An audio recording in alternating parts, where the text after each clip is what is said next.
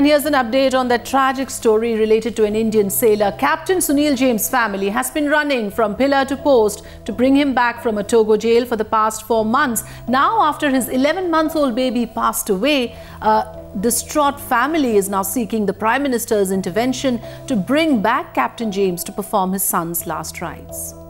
We are in touch with the authorities. I've been in touch with Secretary Shipping this morning. They're coming back with some information that they have, and we will deal with it as urgently as possible. 4th September 2013. They were assured action to bring back sailor Sunil James from Togo in West Africa. 9th December 2013. It's been a week since the sailor's 11-month-old son passed away, and the family continues to await his return to perform the last rites of the baby. Captain Sunil James was put behind bars on the pretext of further investigation after his ill-fated ship MC Ocean Centurion was captured by pirates in July. The vessel was attacked by pirates. Now what they're saying is, since some Indians are involved, there were a few Indians with the pirates, okay? The judge told me, that you are the master of the vessel. Since the inquiry is completed, you will stay inside. For the past 4 months, his family has been running from pillar to post, knocking on multiple doors.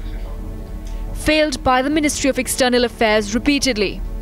Now they plan to seek the Prime Minister's intervention.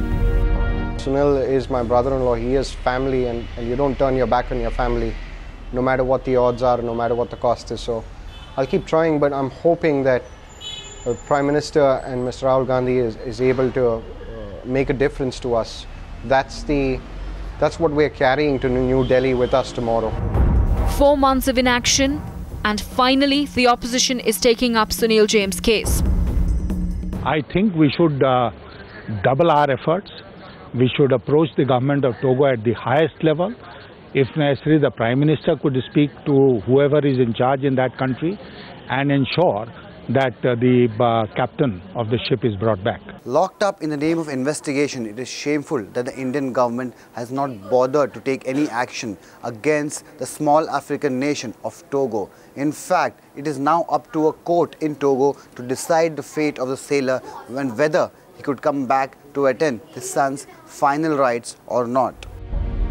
For Sunil James, who's languishing in an overcrowded jail cell in West Africa, it's devastating that he also has to deal with the loss of his only child and simply wait for his government to take notice while he suffers silently. Bureau Report, Times Now.